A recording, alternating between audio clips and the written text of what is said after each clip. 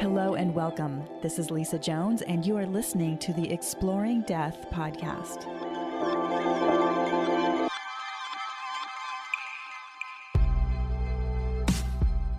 Hello and welcome to the Exploring Death podcast. I'm Lisa Jones, your host, and today I have with me Pegi Robinson.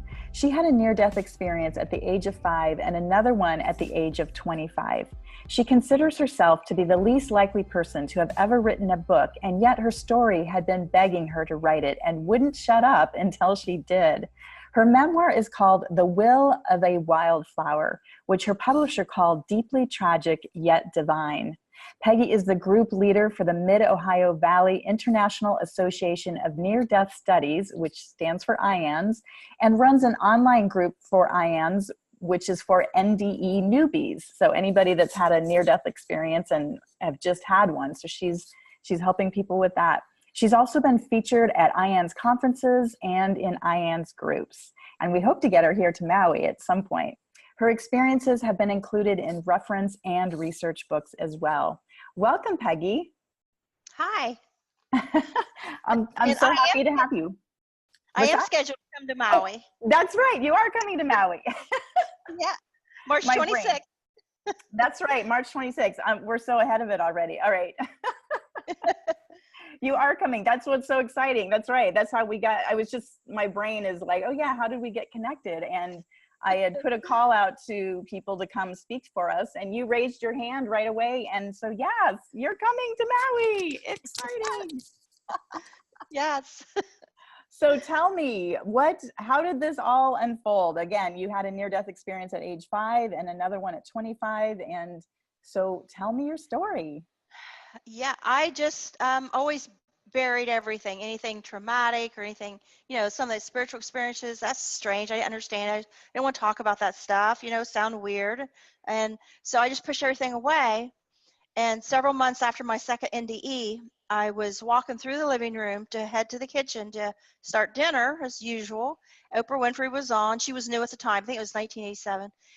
And because my 2-year pregnancy was 1986, I was 25. And I stopped to look, what does she have on her show today? Because Oprah was new. I wasn't sure about some of her topics. And people were on there saying they died and went to heaven. And I, alone in my living room, I scoffed at them like I never scoffed at anyone in my life.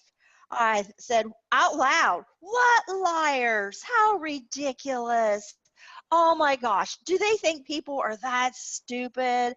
And they had these weird hairstyles and they just dressed so folky, I thought, oh, what weirdos. And I took one step back to continue walking the kitchen, and I just stopped in my tracks. And I thought, what am I feeling? Why does what they're saying sound so familiar? And I was, oh my God, it was real. It was real. Because I remembered my death as soon as I came back in the hospital for a 2-year pregnancy. But I thought, I can't think about that right now, and I pushed it away. Well, now it is full-fledged in front of my mind, and I shook all over. So I got supper ready, and after my kids and husband was done eating, cleared dishes, I was Mrs.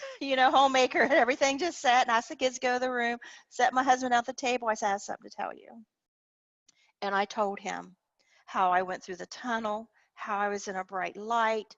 There, in my mind, and at that time, there was no NDE. There was no near-death experience. I'd never heard of such a thing.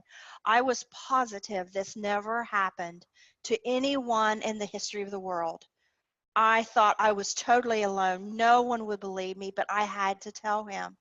And I shook, because when I came back from the death experience in the wheelchair in the hospital, I just, like, maybe my body temperature was low or something, but I just shook. I was so freezing cold. And I was telling him about it. I was re-experiencing it, and I just shook, and I was like freezing cold all over again.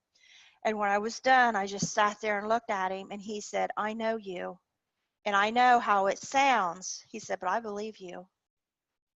And so I thought, okay, what do I do now? There was nobody to tell. I tried telling my sister, and she looked at me strange. I tried telling another friend, and he looked at me. They would just go on. Nobody heard of such a thing. And so I just let it all go. And even years later, when I would watch I Survived, or I got a book on like 90 Minutes from Heaven, I thought, this is so fascinating. Why am I so into this? Still not connecting to what happened to me was a near-death experience. I still hadn't claimed it or owned it, or understood that's what that was. And mine was so different from everybody. And it took me quite a while to that was a near-death experience. And so it's about 2011, I thought, well, I'm getting more used to searching things on the internet by then. I was never really good at computers. And I thought, I'm just going to look up near-death experience, because I was starting to hear these things. Because I realized then that's what it was. That's what it was called. And I found NDERF.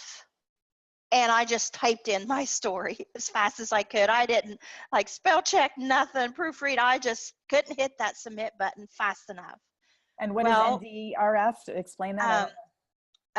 Near-Death Experience Research Foundation. Okay. It's Dr. Jeffrey Long and his wife Jody Long. Oh, right. Okay. Well, Jody Long then sends me an email. Here they had put my NDE in the exceptional NDE category, and she asked if she could put my experience that I had submitted in her book called God's Fingerprints, Impressions, Near-Death Experiences. I thought, wow, I finally tell my story and somebody's interested. Well, I didn't think much more of it. And then one day I was struggling with PTSD from childhood, and all of a sudden a scene opened up, and I saw myself walking through a dark forest through a creek. I was in the creek and I was bent over. It was like I was watching myself from behind, and I was bent over picking up bits of light. And the more I picked up, the lighter the light got in the forest.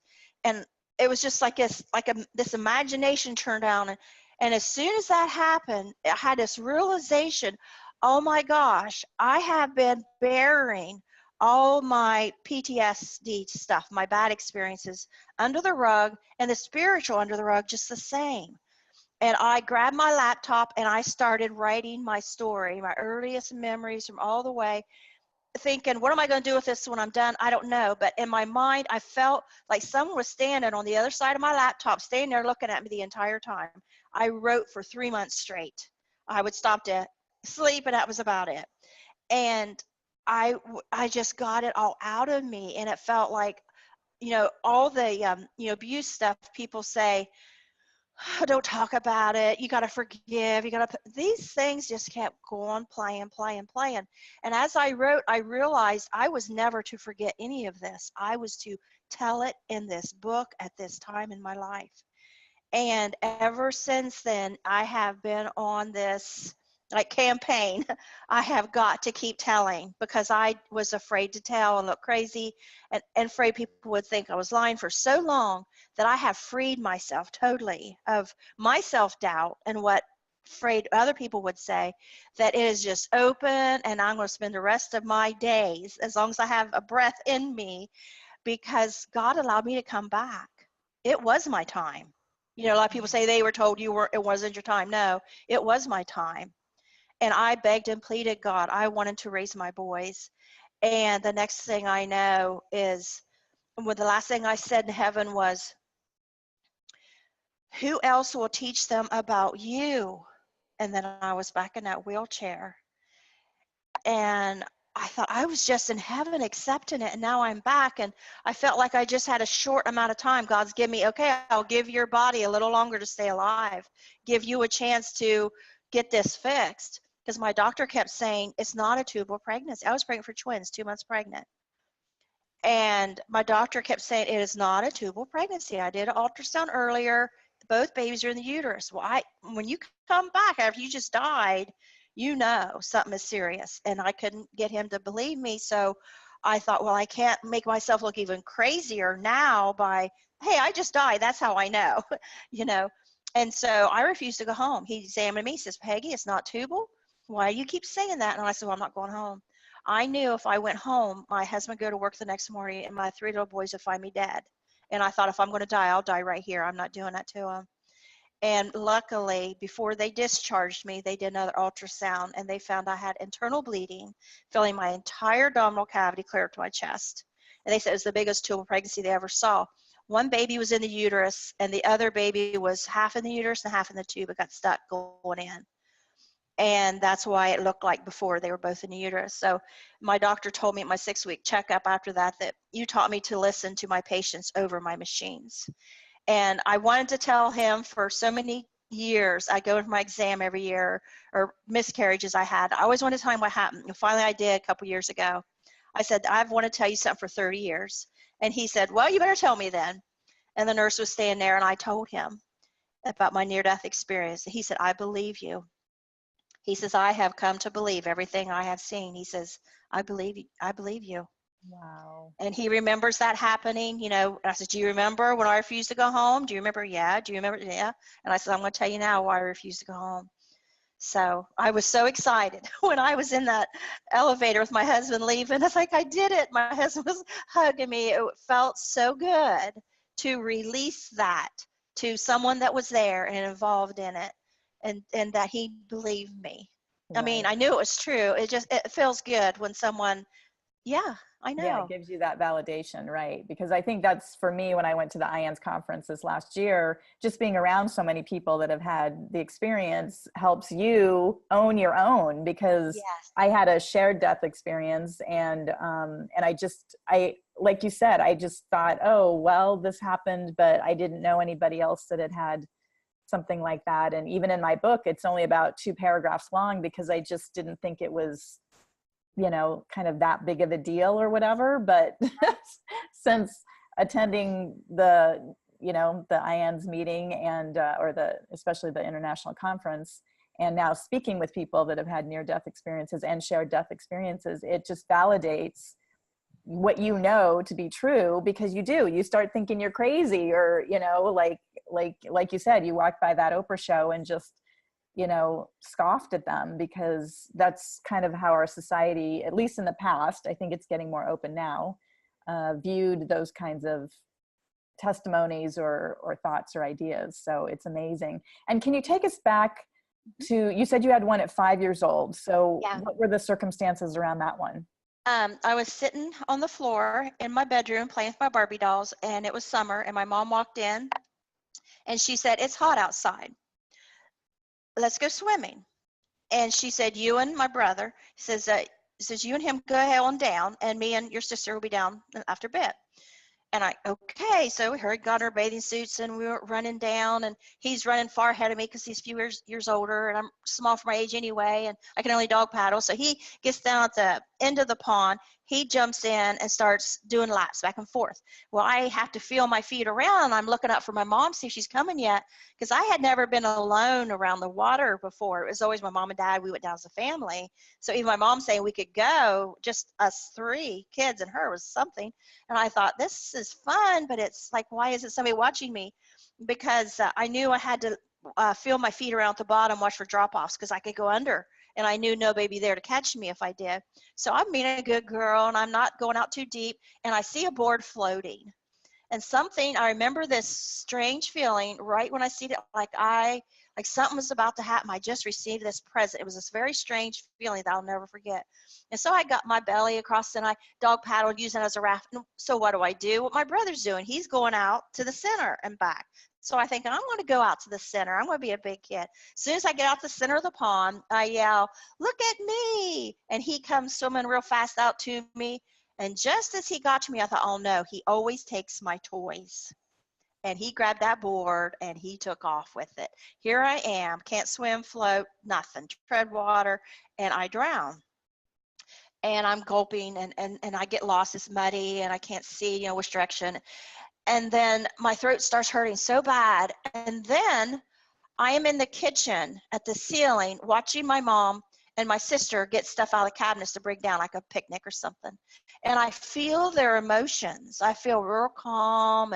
And then I'm back in the water, and my throat hurts so bad. And then it's like I woke up, and the water is a bright, shiny, transparent green. So I can see into the water. I'm not scared now. And my first thought is, my parents lied to me. There's no such thing as drowning, because I'm fine. I'm breathing. I'm fine. I couldn't wait to tell my older siblings that our parents lied to us. You don't drown. And I was sinking down lower, which before was my terror, that I would go too deep and not get up. But now I was like, okay, fish was bumping into me, and a scene opened up on my left. And it was me as maybe sometime before, I don't know how many months or before, but I was looking at a goldfish bowl, and this scenario, without going the whole thing, made me realize that the fish knew something I didn't, because they were bumping into me, and I would just, is that they knew I was dead and I didn't. And that's why they weren't afraid of me now. And so I thought, oh, I'm dead. Well, I don't want to be a dead girl above this pond. And I started to rise up, and I got to the top of the water, and I realized my vision was different. If you look at a fish bowl, and you can see the top and the bottom of the water. But if you're in the water, we don't see like that, right? You see like this, or you don't see Right. the separation. Well, I was like I was outside the water, because I could see the separation of above and below. And somehow instinctively, I knew this knowledge that I could go above or I could stay below. I had a choice, and I thought, I'm bored below, I'll go above. So I went above. I got as high as the treetops, and I thought, well, that's far enough. I'm kind of afraid of heights. And I thought, that's silly. You're dead. You're afraid of heights. And I thought, well, I'm getting used to my environment. I remember all these thoughts, like, I couldn't imagine how I know them, but I understand now, because it's in our soul and not our brain, that these just don't leave us. And so I floated directly above the pond, and I knew my body was down there, but I couldn't see it. I was invisible. I didn't see me. And I thought, well, what do I know about ghosts? Anything I knew about ghosts was Casper the Friendly Ghost. Yeah, I didn't know anything about, what do I do now? And I thought, well, I guess I could go right towards Belpre, or I could go left towards Marietta. And I'm looking around and thinking how it's cool. I can see clear across the highway to the river, where, as a child standing on the ground, you can't see from this advantage. So I was enjoying that view. And then I looked down, and I saw that my mom and my sister had now reached the pond, and they were sitting on a bed sheet talking and putting lotion on. And I look over at the other end, there's my brother doing laps on my board. And I would have these strong feelings about, they weren't even looking for me. And I'll never be old enough to talk to my mom like my sister, because I won't get older. And my brother, this anger that he took my board, he didn't need it, and I drowned. And whenever I'd feel a strong emotion, I'd feel like to my core, and then it would wave out like, oh, wait, but I was fine. And then understanding would come. Kind of like here, say you go through this real traumatic experience, and you might take you a year, you find your way out of it, right? Mm-hmm. But it was like instant. It was like you felt it, and it was gone, and now you have the wisdom. And wisdom I got was my family didn't love me, and I didn't know that. And I've had people say, oh, you wouldn't learn that in a near-death experience. They're supposed to be beautiful. I was like, well, it is true to this day. I'll be 58 into this week, and to this day, and my family would probably tell you, yeah, we never did love her. We don't even like her. Actually, we hate her. And I didn't know that as a 5-year-old, but now I have this knowledge. My family don't love me. Well, then a voice told me, after I got that knowledge, a voice said, children are sent here to be loved. That is why God sends them here. And I thought, well, you just told me I'm not loved by my family. Then you tell me that. Well, that's not fair. Well, there's some other little things that happened, but I'll just go on to, I woke up with water coming out of my mouth and nose being carried over my brother's shoulder, hanging upside down. I could see the pavement, and water's coming out. And my mom and sisters walking up ahead. And my brother said, Mom, can I put her down now? He was carrying my dead body to the house. And Mom turns and sees that I'm coughing, so she knows I'm alive. And she's like, big sigh of relief. When my mom's sister walked up the house, my brother set me down on the road, and he went up to the house, and I'm standing there alone, 5 years old, sick as a dog, upon water in my belly, with the knowledge my family doesn't love me. And I thought, why would I go up to the house with a family who don't love me? I was just about to go flying. I think I'm going to go back to that pond, and I'm not going to fight it this time. And I know it's going to be scary and everything like it was before and hurt, but I choose that. And just as I started to go, I forgot to tell you one thing. And when I was hovering above the water, there was when I was thinking about going to Belpre to my right or Marietta to my left, I heard a female voice in front of me say, don't go yet. If they find you soon, you might go back. And I thought she was full of crap. That's not how death works. You don't go back. 5 years old, I knew that, right?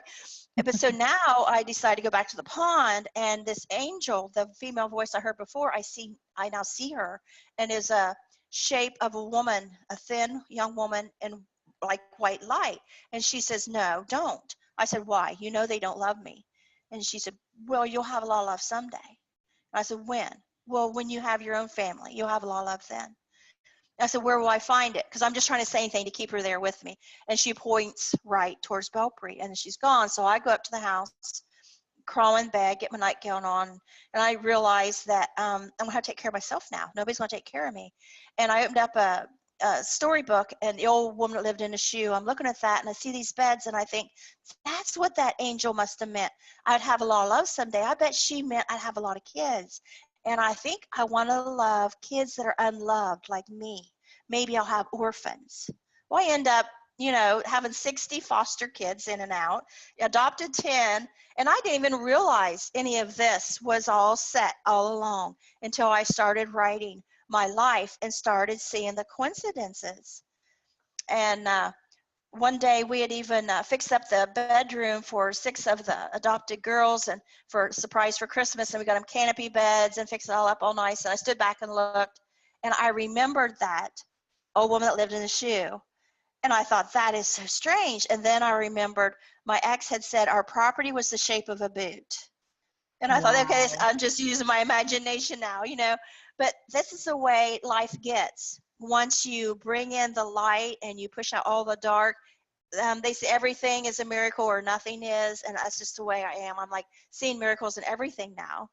And not because that's my imagination, just because that's the way heaven is. And we can live that here if we're aware in the light. Not that I'm perfect, because don't think that, please. but wow, that's just an amazing story. I guess I'm curious. So because you knew that your family didn't love you, I mean, how did you, from that time forward, how did you deal with that? That's a heavy load for a 5-year-old. You don't, a 5 years old, you just let that go. I didn't even remember the drowning until after the tubal pregnancy. After the tubal pregnancy, there was some change in me that my husband and I both couldn't figure out what was happening. I started feeling led. I was led at a family reunion. I heard a child crying. Nobody else heard it. And I found a little toddler drowned in a ditch. And I pulled him up out of the back of the shirt and saved him. And then we were at a family get-together about a week later. And I felt just led, just go off, be by myself, which I'd never before. They had these parties, a big Catholic family of 12 people all the time, every holiday, and, it's a party for years. We was married 16 years, and it was one time I just need to get away because nobody cared to say, I'm sorry you lost the twins, and then had a miscarriage right after that or anything. And I just went out to get away. So they didn't like me, and I thought nobody likes me. So I went outside, looked at the night sky, and all of a sudden this scene opened up. And it was my drowning. It was like a movie trailer from front to back. It just took me over. And I'm like, did I drown when I was little? So I went to my mom's house the next day. And I said, did I drown when I was little? Yeah, you did. She had hid it from my dad. It was never discussed. She had forgotten all about it. And I said, how did you find me? And she couldn't remember at first. But later she says, I was thinking more about that. And she said, when I noticed you weren't there, I had your brother keep going down until he found you, since he was the last one to see you. And I asked my brother if he remembered, because I wanted to know, how did you find me? Was I floating? Was I, then I had my answer then. But so my brother had said, when I asked him, did I drown when I was little? Because I asked the same 2 questions. Did I drown when I was little? And how did you find me? The same 2 questions I had. And he said he didn't remember how they found me. That was his version. You remember me drowning? He says, but I always got in trouble because of you. And my sister that was there, she remembered me drowning, but she couldn't remember much about it. So it was just kind of one of those things, But then, not long after that, we were going down the road, and I told my husband, pull over. I said, I don't know who lives in that house, but I have to go knock on that door. I was led. I had to. Knocked on the door. Long story short, I saved a child in that bedroom from choking on Easter basket grass. And then one day we're sitting on the deck, and I was like, did you hear something? And my ex was like, no. I didn't really either, but it was just this feeling. So we went up the road, and here had been a car wreck. and there was 4 guys that was in the car. 2 had been ejected from the back, 2 in the front had their heads laying on the dash. They had broken necks, and they had kept reviving them in life flight en route and stuff. And they said later, we saved their lives. And so, I just thought, I don't understand any of this. And I started working at children's services, and I just knew things. I could get confessions. And the first month I was there, I just walked in and saw this baby, and I said, that baby's about dead. And ended up having very serious failure to thrive and dehydrated and stuff. But I didn't oh, wow, I know these things. I'm psychic. It was never like that. It was just I don't know. Life went on. And I didn't put any of these dots together for the longest time. And when I started to, I thought, well, I don't know if this goes with this, and then I've gotten to the point that there's no other conclusion that a rational person could come to connect all these dots and make this complete puzzle, that I was changed after the drowning. And I was changed even more after the tubal pregnancy. And all these memories kept coming back. I couldn't leave them, because I was meant to write that book. And, writing and spelling, all that stuff was my work subjects. I got a bachelor's degree in criminal justice, but by the skin of my teeth those last 2 years. And when it came to papers, that was just my worst. So when I was writing, I didn't know what it was for. I just knew it felt so good. I had to, and it went so smoothly. And I would read some to my husband later, and he's like, what have you done with my wife? We can't believe I was putting it out there the way I was able to word it. And I think maybe some people were not good with talking in words, but if we write, it just flows so good. And I didn't know that about myself. But if it had been about anything else, no, I wouldn't have been able to do it. It was only for this. And people say, you gonna write another book? I say, no, this was it for me. Wow. That's and amazing. When I died with the twins, I went through a tunnel, and then I was in a bright white light, and I was hovering, and I couldn't see me. And there was a panel of people to my right, and then one sitting up front and center. I knew that had to be God. And I started yelling at him. I got kids to raise because I was abused. I couldn't trust anybody to raise them. And, a scene opened up on my left, and it showed me this child in a store, like a spoiled child. I thought, oh, that's God's way of showing me as a young mother. In a way I would understand. That's how I'm acting. I'm acting like a spoiled child. And then he showed me in the future, because I said, if you can show me that my sons would be better off without me, whatever reason, I agree to stay. But if not, I beg to return. And he showed me the future. And I don't know if it's Jesus, but there's a man on my left and me. And I'm watching this point of reference in the white in heaven, see this scene down on earth. They're going on, me and this other person is going down above my trailer where my 3 boys were in the bedroom. It's like there's no roof because we see right in. And my 3 boys are in there. And my middle son, Jeremy, says to his older brother, I don't care that you say mom is dead. I want her back, and I want her back right now. And I retracted. And I have this sorrow, and I'm pleading and sobbing at Jesus' feet now. And I say, because it seems now like Jesus is sitting beside God, which God's sitting up front and center. And I'm pleading, and they're still just outlines. But it's like this instinctively knowing. But now I am also in my physical body, because I'm no longer that point of reference watching. I am in this body, and I see my hands come up from my face as I'm pleading to Jesus, and I say, who else will teach them about you? And then I'm back in that wheelchair. And for a split second, I'm at the fluorescent light in the ceiling of the emergency room, just for a split, blink your eye, and thinking, you got to get back in there, go. And then I'm in this wheelchair, and my feeling come back to my hands, because right before I passed out, when I was in the emergency room, I lost contact with my hands. So I felt my hands. I could hear the nurse talking behind me, and she's talking to another lady. And then I felt a warmth go through my body, and somehow something was telling me, or instinctively I knew, once I felt my feet, I'm all the way back. And then I felt my feet, and that's when I started shaking, freezing cold, and then that, all the hospital stuff happened. So I had to just put that away, because at 25, with 3 little boys at home who lost their twins, who they wanted so badly, I couldn't deal with it. Thinking about the NDE meant, which there was no NDE, but thinking about that meant I had to think about, I almost died.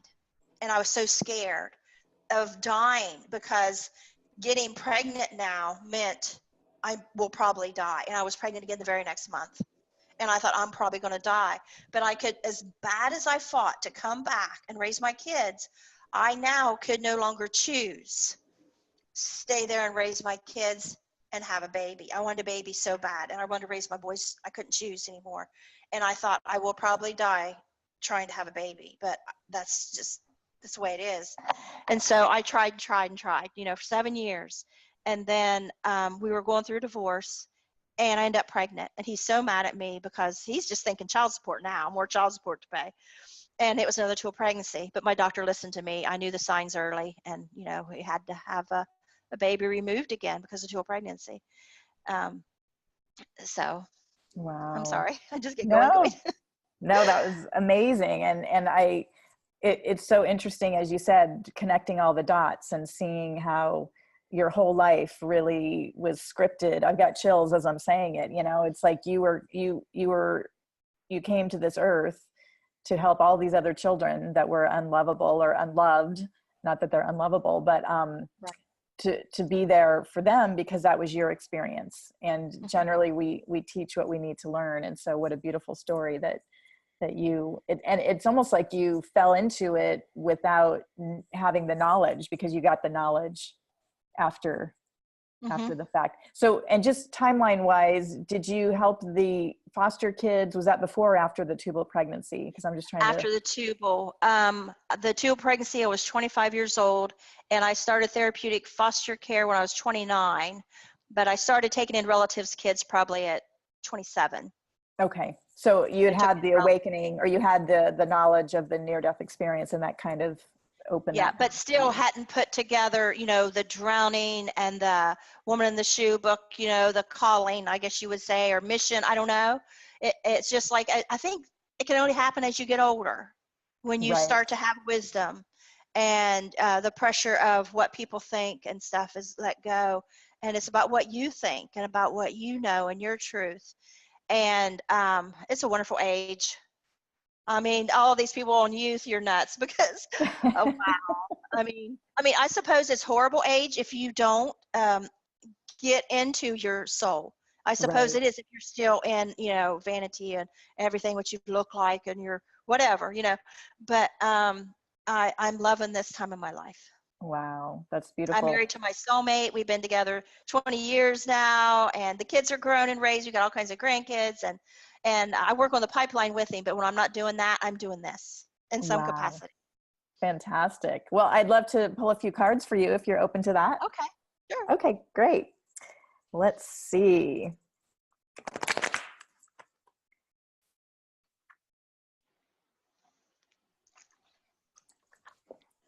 Okay, the first card is generally the blockage card, or it is the blockage card, and it's simplicity. And so what I'm getting about that is it's just about you finding time to, simplify, and it's kind of just confirmation of what you're saying, just at this time of your life. I mean, it's like, your kids are grown, and you finally have the time to really observe the wisdom that you've been gaining all these years, And so the more that you can let go of anything that's pulling at your attention, or things that you don't want to deal with, the better. That's what simplicity is all about. And the second card is your action card, which is acceptance.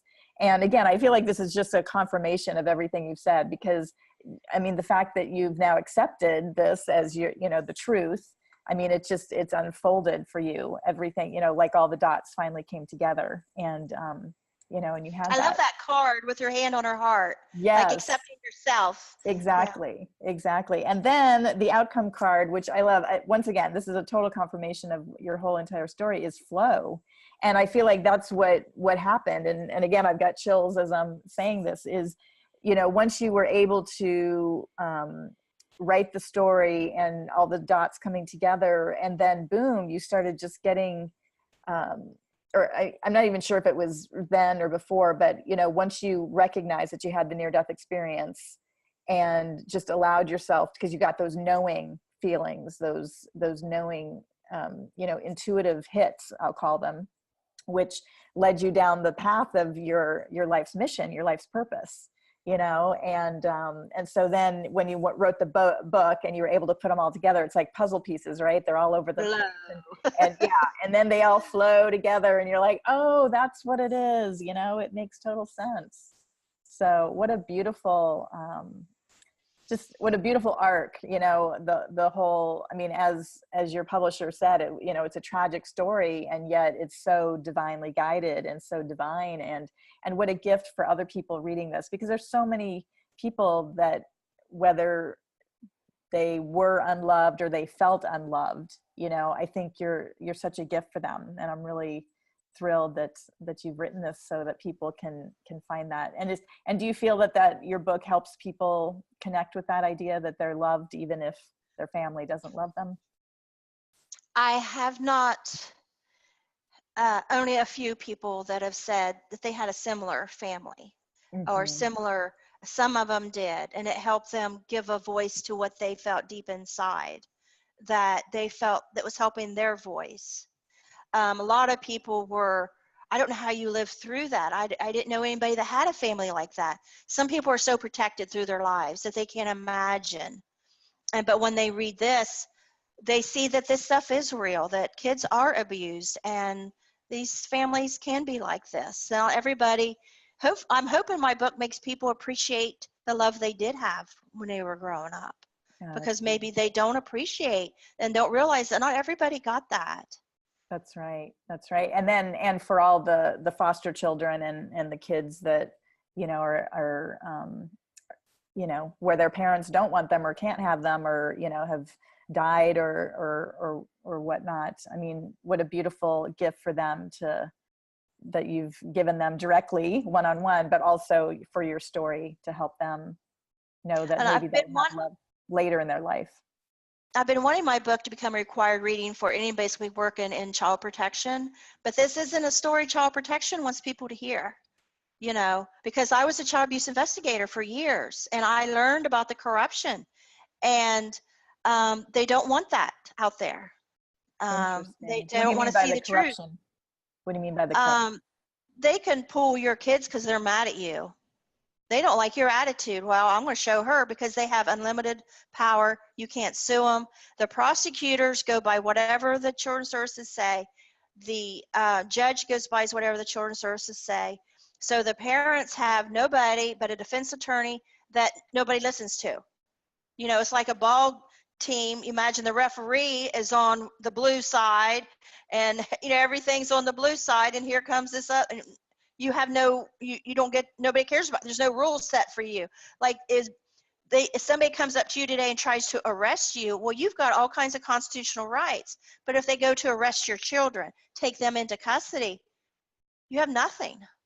They can falsify information because they think these caseworkers wouldn't lie. They're human beings. Right. And with people on drugs now today, and people vengeful, they're not coming from a place of morality or values maybe. Not everybody is a walking, talking saint that is going to do the right thing and be fair. And so if you come across somebody, or even a caseworker has a bad day, heaven help you. You may never see your child again. Wow, interesting. And I've heard stories along those lines that many times it's not in the child's best interest in what goes on in the court system. So it's a tough situation, that's for sure. Well, Pegi, I would love, so how can people find you?